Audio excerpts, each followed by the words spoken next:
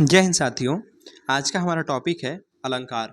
देखिए, अलंकार की बात करें तो अलंकार जो है दो शब्दों से मिलकर बना है, एक अलम और दूसरा कार। ठीक है, अलम का मतलब होता है आभूषण और कार का मतलब करने वाला। ठीक है, तो अलंकार हमने क्या बताया, अलम जो है दो शब्दों से मिलकर बना है, अलम प्लस कार, जिसमें अलम का अर्थ होता है आभूषण और कार का अर्थ होता है करने वाला।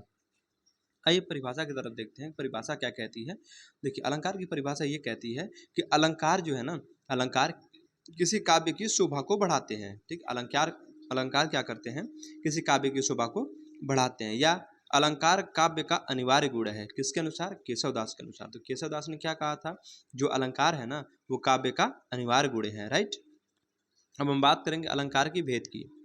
देखिए, अलंकार के साथ ही दो भेद होते हैं। कौन कौन सा? एक होता है शब्दालंकार और एक होता है अर्थालंकार। ठीक है, कौन कौन से? शब्दालंकार और अर्थालंकार। तो हमने क्या बताया आपको कि अगर पूछे सिर्फ कि अलंकार के एक भेद कितने होते हैं, तो अलंकार के दो ही भेद होते हैं, शब्दालंकार और अर्थालंकार।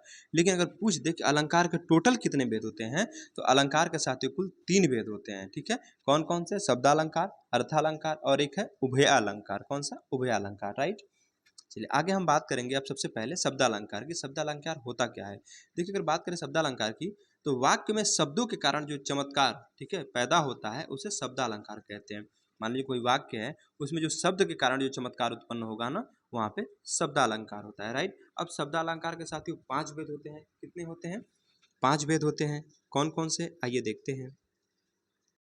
देखिए, पहला जो भेद होता है ये होता है अनुप्रास अलंकार, जहाँ पे क्या होता है कि एक ही वर्ण की आवृत्ति बार बार होती है। जैसे चारु चंद की चंचल किरणें, ठीक है, खेल रही जलथल में है, तो यहाँ पे च वर्ण की आवृत्ति बार बार हो रही है ना, तो यहाँ पे कौन सा हमारा अनुप्रास अनुप्रास अलंकार होगा। राइट, आगे हम बात करते हैं। दूसरा हमारा है यमक अलंकार। ठीक है, कौन सा? यमक अलंकार। तीसरा है श्लेष अलंकार, चौथा है वक्रोक्ति अलंकार और पांचवा है विप्सा अलंकार। तो ये सब किसके? हमारे शब्दालंकार के भेद थे। तो शब्दालंकार के बारे में हमने क्या बताया कि वाक्य में जब शब्दों के कारण क्या है, चमत्कार पैदा होता है। ठीक है, वहाँ पे शब्दालंकार होता है। और हमने आपको ये भी बताया कि शब्दालंकार के भेद कितने होते हैं? 5 होते हैं। कौन कौन से? अनुप्रास अलंकार होता है, यमक अलंकार होता है, श्लेष अलंकार होता है, वक्रोक्ति अलंकार होता है और विप्सा अलंकार होता है। राइट, अब एक एक करके हम सबको डिटेल में पढ़ते हैं। ठीक है, पहले हम पढ़ेंगे अनुप्रास अलंकार को। देखिए, पहला है अनुप्रास अलंकार। इसमें क्या कहता है कि जब एक ही वर्ण की आवृत्ति बार बार हो। अभी आपको हमने पीछे बताया था ना कि अनुप्रास अलंकार में क्या होता है कि एक ही वर्ण की आवृत्ति बार बार होती है। जैसे एग्जाम्पल के माध्यम से समझिए, तरनी तनुजा तट तमाल तरुवर बहु छाए। अब देखिए यहाँ पे त वर्ण की आवृत्ति बार बार हो रही है ना, तरनी तनुजा दोनों में त आया, तट तमाल इसमें भी त आया, तरुवर बहु छाए यहाँ भी त है ना। तो तरनी तनुजा तट तमाल तरुवर बहु छाए बहुत बार पूछा भी गया, तो इसमें कौन सा अलंकार होगा? अनुप्रास अलंकार होगा। आगे एग्जाम्पल देखिए, कह रहा मुदित महीपति मंदिर आए, है ना। फिर आगे कह रहा है सेवक सेवक सचिव सुमंत बुलाए। देखिए, स वर्ण की आवृत्ति बार बार हो रही है। अब देखिए, वही हमने बताया एग्जाम्पल पीछे आपको कि चारु चंद की चंचल किरणें खेल रही जलथल में है। ठीक है, चचा वर्ण की आवृत्ति बार बार हो रही है। रघुपति राघव राजा राम, र वर्ण की आवृत्ति बार बार हो रही है। चरर मरर खुल गए अरर, ठीक है, यहाँ पे र वर्ण की आवृत्ति बार बार हो रही है। तो हमने अनुप्रास अलंकार में आपको क्या बताया कि जब एक वर्ण की आवृत्ति बार बार होती है ना, तो वहाँ पे हमारा अनुप्रास अलंकार होता है। अब देखिए, अनुप्रास अलंकार के भी कुछ भेद होते हैं। कौन कौन से होते हैं? आइए उसको जानते हैं। अनुप्रास अलंकार के साथियों 2 भेद होते हैं, एक होता है वर्णानुसार और एक होता है शब्दानुसार। ठीक है, वर्णानुसार और शब्दानुसार। देखिए, वर्णानुसार में बात करें हम तो इसके भी 4 भेद होते हैं। एक होता है छेकानुप्रास, एक होता है श्रुत्यानुप्रास, एक होता है वृत्त्यानुप्रास और एक होता है अंत्यानुप्रास। ठीक है, जहाँ पे अंत में तुक बन जाता है अंत्यानुप्रास में। तो ये सब हमारे किसके हैं? वर्णानुसार अलंकार के भेद हैं। तो वर्णानुसार कितने भेद होते हैं इसका? वर्णानुसार अलंकार के छेकानुप्रास अलंकार, श्रुत्यानुप्रास अलंकार, वृत्त्यानुप्रास अलंकार और अंत्यानुप्रास अलंकार। और शब्दानुसार देखें हम तो इसमें लाटानुप्रास अलंकार होता है। राइट, सबसे पहले हम बात करते हैं छेकानुप्रास अलंकार की। इसमें क्या होता है कि एक वर्ण 2 बार आए, ठीक है, एक वर्ण 2 बार आए, ठीक है, चाहे लगातार आए या छेक कर आए, वहां पे हमारा छेकानुप्रास अलंकार होता है। जैसे 14वीं का चांद हो, ठीक है, 14वीं का चांद हो या आफ्ताब हो। ठीक है, तो इसमें क्या बोला कि एक वर्ण 2 बार आए। अब देखिए, च वर्ण 2 बार आया, या ठीक है बार बार आए, ठीक है, या फिर छेक कर आए, वहां पे छेकानुप्रास अलंकार। जैसे रिजी रिजी रहसी रहसी हंसी हंसी उठे। अब देखिए यहाँ पे र, ठीक है, आया हा, इसकी वर्ण की आवृत्ति बार बार हो रही है ना। ठीक है, तो वही हमने बताया छेकानुप्रास अलंकार में कि एक वर्ण 2 बार आए, ठीक है, चाहे लगातार आए या छेक कर आए, वहां पे छेकानुप्रास अलंकार होता है। आगे देखिए, तीसरा एग्जाम्पल कह रहा है वचन, ठीक है, वचन विनीत मधुर रघुवर के, व वर्ण व और म और र, मतलब व वर्ण की आवृत्ति बार बार हो रही है यहाँ पे, तो यहाँ पे हमारा कौन सा छः का अनुप्रास अलंकार होगा। फिर देखिए आगे, कानन, ठीक है, कठिन भयंकर भारी, क वर्ण की आवृत्ति बार बार हुई यहाँ पे, या तो हमने बोला कम से कम 2 बार आए, ठीक है, या चाहे लगातार आए या चेक कराए। आगे कह रहा है चोरी चोरी दिल तेरा चुराएंगे, देखिए च वर्ण की आवृत्ति 2 बार हुई ना यहाँ पे, तो कौन सा छः का अनुप्रास अलंकार हो गया। आगे देखते हैं, दूसरा है श्रुत्यानुप्रास अलंकार, ऐसे शब्द जिनका उच्चारण स्थान एक हो, क्या हो, एक हो।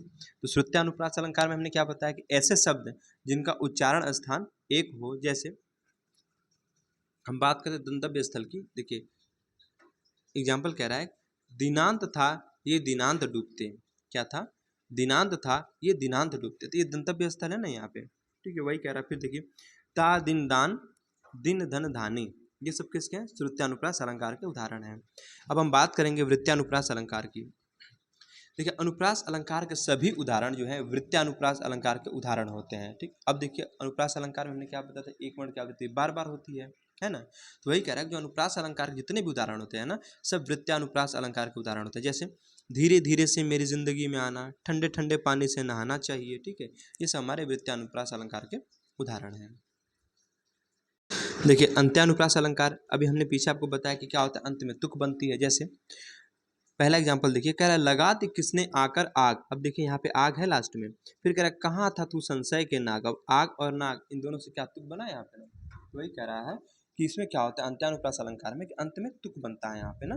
आगे देखिए पवन तनय संकट पवन तनय संकट हरन मंगल मूर्ति रूप, राम लखन सीता सहित हृदय बसहु सुर भूप, अब देखिए रूप और भूप लास्ट में हमारा तुक बना, तो यहाँ पे कौन सा आ गया, अंत्यानुप्रास अलंकार। तो अंत्यानुप्रास अलंकार के बारे में हमने क्या बताया कि अंत में तुक बनता है, राइट।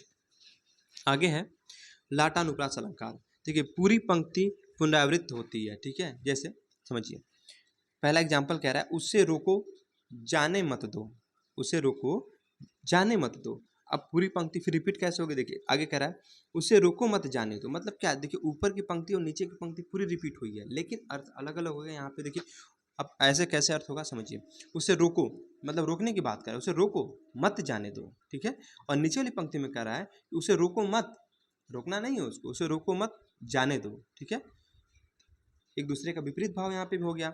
और इसमें हमने क्या बताया था लाटानुप्रास अलंकार में कि पूरी पंक्ति जो है वो पुनरावृत्त होती है, मतलब रिपीट हो जाती है, ठीक है। तो यहाँ पे हमारा कौन सा है, लाटानुप्रास अलंकार होता है।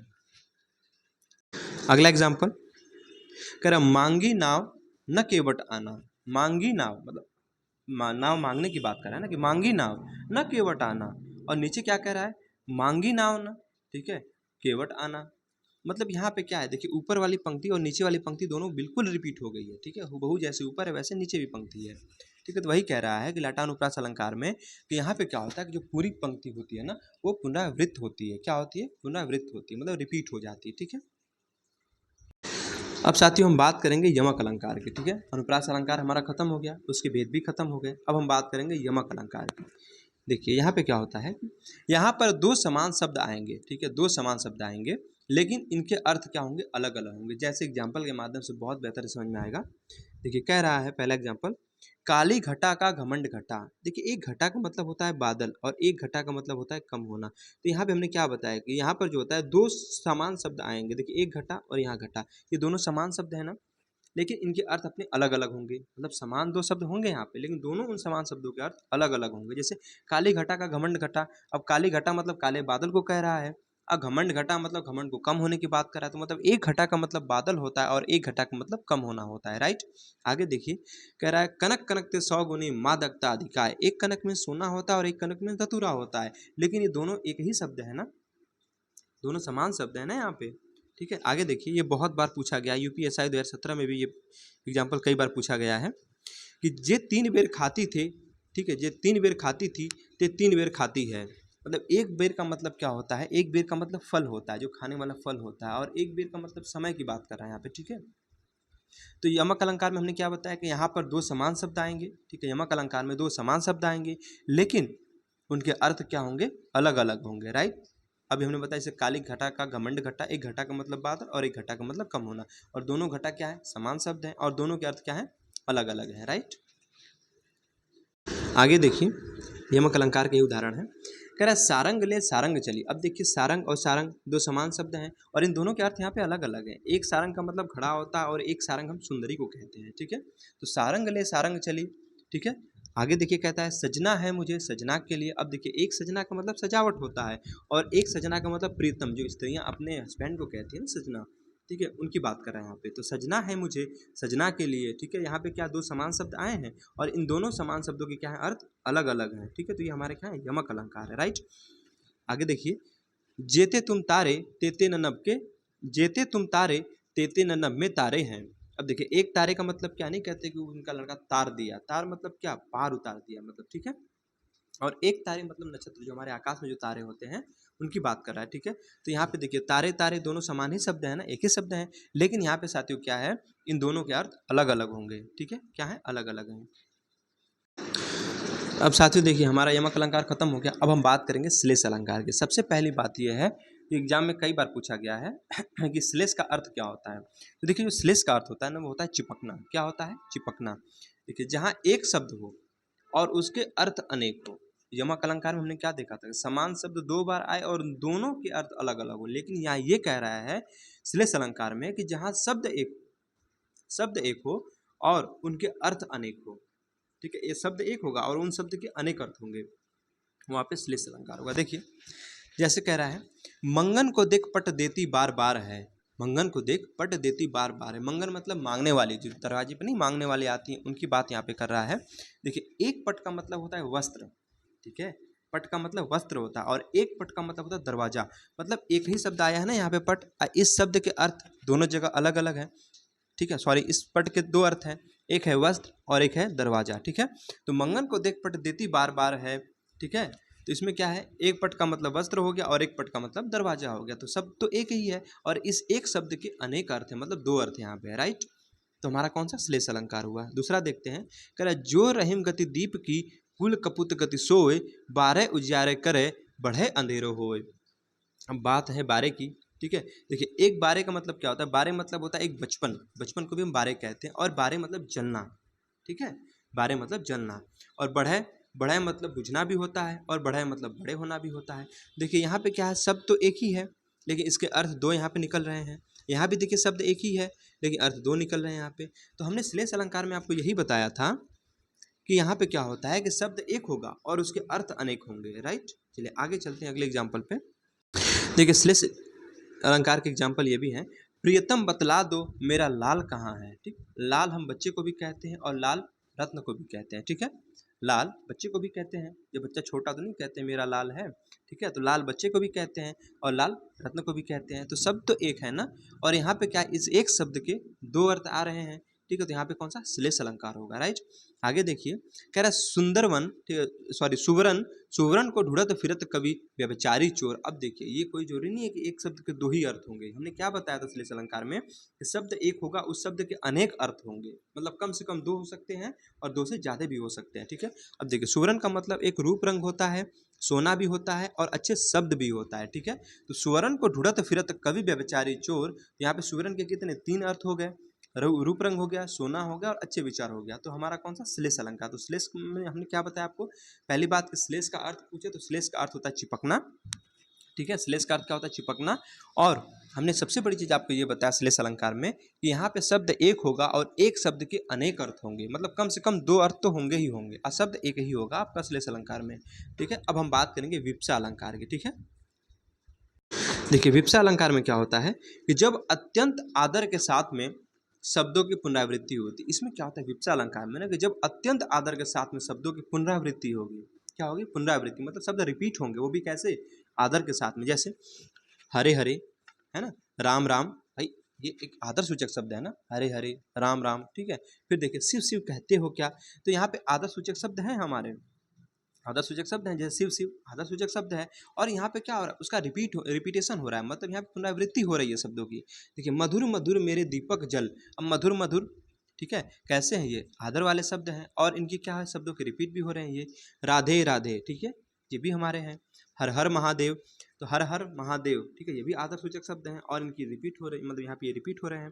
तो विप्सा अलंकार में हमने क्या बताया कि जब अत्यंत आदर के साथ में शब्दों की पुनरावृत्ति होती है, ठीक है, अत्यंत आदर के साथ में शब्दों की जहाँ पुनरावृत्ति होती है वहाँ पे विप्सा अलंकार होता है। जैसे हरे हरे, राम राम, शिव शिव कहते हो क्या, मधुर मधुर मेरे दीपक जल, राधे राधे, हर हर महादेव। ठीक है, तो यहाँ पे क्या हमने बताया कि आदर वाले शब्द होंगे और इनका क्या होगा, इन शब्दों का ये रिपीट होंगे। राइट, अब हम बात करेंगे वक्रोक्ति अलंकार की।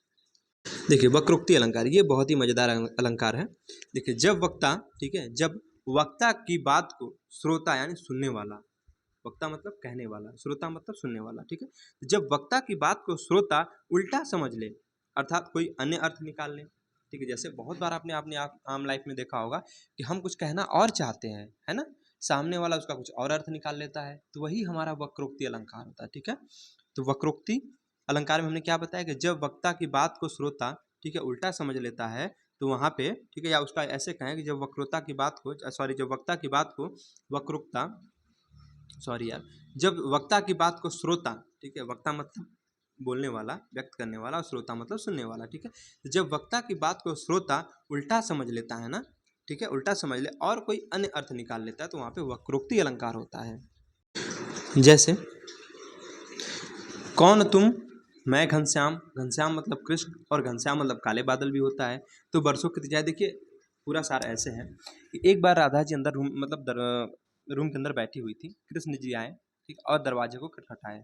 तो राधा जी ने क्वेश्चन किया कौन तुम, दरवाजे में कोई खटखटाएगा तो पूछते हैं ना कौन, तो पूछी कौन तुम, तो उन्होंने कहा राधे मैं घनश्याम, राधे मैं घनश्याम। तो अब देखिए उन्होंने तो बोला घनश्याम, यानी घनश्याम मतलब क्या, कृष्ण के लिए कि मैं कृष्ण हूँ। लेकिन राधा जी क्या समझी, राधा जी ये समझी कि घनश्याम का मतलब काले बादल होता है। तो राधा जी ने क्या जवाब दिया कि तो बरसो कित जाए, जब तुम काले बादल हो तो कहीं जाके बरसो, तुम्हारा यहाँ क्या काम है। ठीक है, आगे देखिए, अब वही पंक्ति फिर से आपको बता रहे हैं कि राधा जी अंदर रूम में बैठी हुई हैं, ठीक है, कृष्ण जी आते हैं आने के बाद वो दरवाजा खटखटाए, ठीक है, तो राधा जी ने पूछा कौन द्वार पर, ठीक है, राधा जी पूछी कौन द्वार पर, तो उन्होंने बोला राधे मैं हरि, हरि मतलब कृष्ण को कहते हैं, ठीक है, और हरि मतलब बंदर भी होता है। अब राधा जी जो है अलग ही अर्थ निकाल ली, उन्होंने कहा कि मैं हरि मतलब कृष्ण, मैं कृष्ण, लेकिन उन्हें समझ में आया कि हरि का मतलब बंदर। तो कह रही क्या वानर का यहाँ काम, वानर का यहाँ क्या काम है, जब तुम बंदर हो तो यहाँ तुम्हारा क्या काम है ना। चलिए आगे देखिए, कहता है जानू जाओ मत बैठो। अब देखिए हमने कहा कि जानू जाओ मत बैठो, जानू जाओ मत बैठो, अब देखिए हमने कहा कि जानू मत जाओ बैठो, लेकिन उन्हें क्या समझ में आया कि जानू जाओ मत बैठो, है ना। अब हमने तो कहा कुछ और, सुनने वाला कुछ और अर्थ निकाल लिया। आप आइए तो अगला एग्जाम्पल, आप आइए तो ये सब किसके हमारे थे, ये सब वक्रोक्ति अलंकार के उदाहरण थे। तो साथियों हमारे शब्द अलंकार खत्म हो गए, अब हम बात करेंगे अर्थ अलंकार की। ठीक है, मैंने बताया ना अलंकार दो प्रकार के होते हैं, अगर पूछे कुल संख्या तो 3 होती है, शब्द अलंकार, अर्थ अलंकार, उभय अलंकार। लेकिन अगर पूछ दे कि अलंकार के कितने भेद, तो हमने 2 बताया था आपको, एक शब्द अलंकार और एक अर्थ अलंकार। तो शब्द अलंकार अब तो समाप्त हो गया, अब हम बात करेंगे अर्थ अलंकार की। देखिए शब्द के अर्थ के आधार पर चमत्कार उत्पन्न होता है, जो वाक्य होता है, वाक्य में ना, ठीक है, वाक्य में जो शब्द होता है उसके अर्थ के आधार पर अब चमत्कार उत्पन्न होगा वहाँ पे। ठीक है, तो वहाँ पे कौन सा अर्थ अलंकार होगा। देखिए एक होता है इसमें उपमा अलंकार।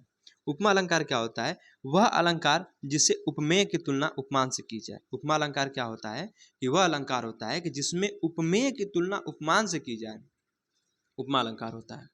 उपमा का अर्थ तुलना ही होता है। अगर पूछ दे आपसे उपमा का अर्थ क्या होता है, तो उपमा का अर्थ तुलना होता है। ठीक है, अब देखिए साथियों सबसे बड़ी चीज ये है, कई बार पूछा भी गया है कि उपमा, ठीक है, जो उपमा के कितने अंग होते हैं, तो उपमा के 4 अंग होते हैं। कौन कौन सा, आइए देखते हैं। हमने बताया उपमा के 4 अंग होते हैं।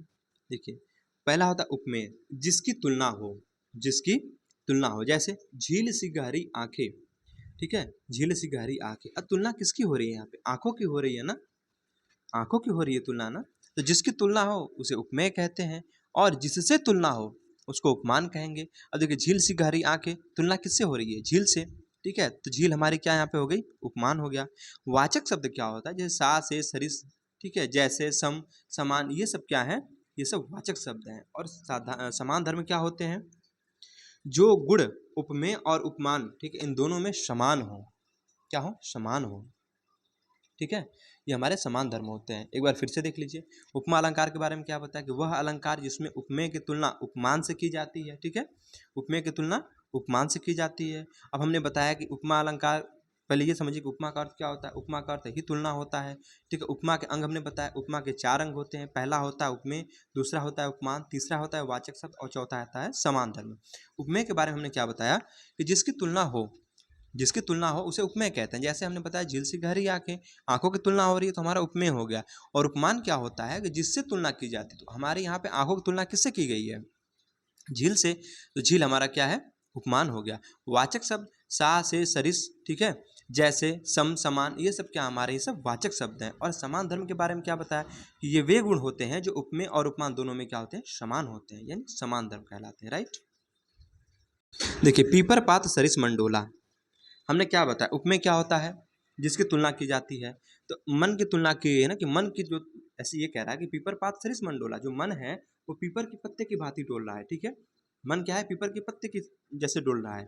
तो यहाँ पे तुलना किसकी की गई है? मन की। तो मन हमारा क्या हो गया? उपमेय हो गया। किससे की गई है? की तो गई है पीपर के पत्ते से। तो जिससे तुलना की जाए उपमान होता है। तो उपमान हमारा क्या है? पीपर पात हो गया। अच्छा, हमने बताया था आपको वाचक शब्द सा से सरिस जैसे ये सब क्या है? वाचक शब्द हैं। तो हमारा सरिस क्या हो गया? वाचक शब्द हो गया। और डोला, देखिए दोनों में क्या, यहाँ उपमान भी है उपमेय में, दोनों में डोला क्या है? समान है ना, ठीक है। तो हमारा ये समान धर्म हो गया, ठीक है। आगे देखिए अगला एग्जाम्पल कह रहा है मुख चंद्रमा के समान है। अब मुख की तुलना की गई है ना, तो तुलना की गई मुख की, तो मुख हमारा उपमेय हो गया। किससे की गई है भाई? चंद्रमा से। तो चंद्रमा क्या हो गया? उपमान हो गया। के समान, अब देखिए के समान ये क्या है? वाचक शब्द है, ठीक है। देखिए पहाड़ सा बड़ा दुख, तो अब पहाड़ सा बड़ा दुख, ठीक है। तो दुख की तुलना की गई है किससे? पहाड़ से, कि दुख इतना बड़ा है कि पहाड़ जैसे है, ठीक है। तो दुख की तुलना किससे है? पहाड़ से है। तो अब दुख की जब तुलना है तो जिसकी तुलना की जाती है उपमेय होता है। तो दुख हमारा उपमेय हो गया और पहाड़ क्या हो गया? उपमान हो गया। और साथ से सरिस वाचक शब्द हो गया। और जो दोनों में समान रूप से रहता है उसे समान धर्म कहते हैं, ठीक है। तो हमारा बड़ा क्या हो गया? समान धर्म हो गया। देखिए आगे एग्जाम्पल है चांद सा सुंदर चेहरा, ठीक है। चांद सा सुंदर चेहरा, ये भी उपमा अलंकार का उदाहरण है। आगे देखिए एक होता है साथियों पूर्णोपमा, एक होता है लुप्तोपमा और एक होता है पूर्णोपमा अलंकार, ठीक है। तो देखिए पूर्णोपमा क्या होता है? पूर्णोपमा, अभी हमने आपको उपमा के 4 अंग बताए थे ना, ठीक है। तो जिसमें चारों उपस्थित हो वहां पे पूर्णोपमा होगा। और जहाँ पे कोई एक विलुप्त हो वहां पे लुप्तोपमा होगा। लुप्त माने ही विलुप्त, मतलब क्या, गायब होना होता है, ठीक है। जहाँ पे कोई एक लुप्त होता है वहां पे लुप्तोपमा अलंकार होगा। जैसे राम सीता से सुंदर है, ठीक है। राम की तुलना की गई है सीता से, तो राम क्या हो गया? उपमेय हो गया। किससे की गई है? सीता से, सीता उपमान हो गई। और सात से सरिस हमने बताया था, हमारा ये वाचक शब्द हो गया, ठीक है। और सुंदर क्या है? ठीक है, दोनों में समान है। तो इसमें क्या है? चारों उपस्थित हैं, तो हमारे पूर्णोपमा हो गया। लेकिन देखिए मुख सूर्य के समान है, मुख उपमेय हो गया, सूर्य उपमान हो गया, ठीक है। के समान, ठीक है। अब के समान है, ठीक है, तो यहाँ पे एक गायब है तो हमारा लुप्त उपमा अलंकार हो गया। राइट। अब जैसे देखिए एग्जाम्पल में मुख सूर्य के समान तेज है, अगर ये कहे तो ऐसे देखिए जो उपमा अलंकार के दो भेद होते हैं ना, एक पूर्णोपमा एक लुप्त उपमा, ठीक है। तो पूर्णोपमा अलंकार में हमने क्या बताया? जिसमें चारों चीजें जो हैं, चारों अंग क्या उपस्थित होते हैं। और लुप्तोपमा में क्या होता है? कोई एक जो होगा लुप्त होगा। यहाँ पे मुख सूर्य के समान है। अब देखिए मुख क्या है? उपमेय है, सूर्य उपमान है, के समान वाचक शब्द है, ठीक है। और तेज क्या है? समान धर्म है। तो यहाँ पे हमारा कौन सा हो गया? पूर्णोपमा अलंकार। क्यों? क्योंकि इसमें चारों चीज क्या है? मौजूद है। राइट। देखिए वही कह रहा नोट में, जब चारों हो तो पूर्णोपमा अलंकार होता है। चारों का मतलब, चारों का मतलब हुआ उपमेय, उपमान, वाचक शब्द और समान धर्म, ठीक है। उपमेय जिसकी तुलना की जाती है, उपमान जिससे तुलना की जाती है, वाचक शब्द साथ से सरिस जैसे, और समान धर्म जो दोनों में समान रहता है, ठीक है। तो ये जब चारों मौजूद हो वहां पे पूर्ण उपमा, और जहाँ पे कोई एक गायब हो वहां पे लुप्त उपमा, ठीक है। चलिए आगे हम देखते हैं अब रूपक अलंकार को। देखिए रूपक अलंकार क्या होता है? जब उपमेय और उपमान को एक योजक चिन्ह द्वारा जोड़ दिया जाता है, ठीक है। उपमेय जिसकी तुलना की जाती है, उपमान जिससे तुलना की जाती है, ठीक है। तो यही कह रहा है कि जब उपमेय और उपमान को एक योजक चिन्ह के द्वारा जोड़ दिया जाता है, ठीक है, या जब उपमेय और उपमान को एक कर दिया जाता है, उपमेय और उपमान को क्या कर दिया जाता है? एक कर दिया जाता है, या उपमेय में उपमान का भेद रहित आरोप कर दिया जाता है, तो वहां पर रूपक अलंकार होता है, ठीक है। तो रूपक अलंकार के बारे में क्या बताया? कि जब उपमेय और उपमान को एक योजक चिन्ह द्वारा जोड़ दिया जाए, या जब उपमेय और उपमान को एक कर दिया जाए, या फिर उपमेय में उपमान का भेद रहित आरोप होता है, तो वहां पे रूपक अलंकार होता है। जैसे जलता है यह जीवन पतंग, ठीक है, चरण कमल बंदो हरिराई, मैं तो चंद्र खिलौना ली हूँ, ये सब क्या है? रूपक अलंकार। तो रूपक अलंकार समझ में आया कि जब उपमेय और उपमान को क्या करेंगे हम? एक योजक चिन्ह के द्वारा, देखें यहाँ पे योजक चिन्ह आया ना, यहाँ पे योजक चिन्ह आया, यहाँ पे यहाँ भी योजक चिन्ह आया, इसकी पहचान है। या फिर ऐसे भी कह सकते हैं जब उपमेय और उपमान को एक कर दिया जाता है, ठीक है, और उपमेय में उपमान का भेद रहित आरोप हो जाए तो वहाँ भी रूपक अलंकार होता है, राइट।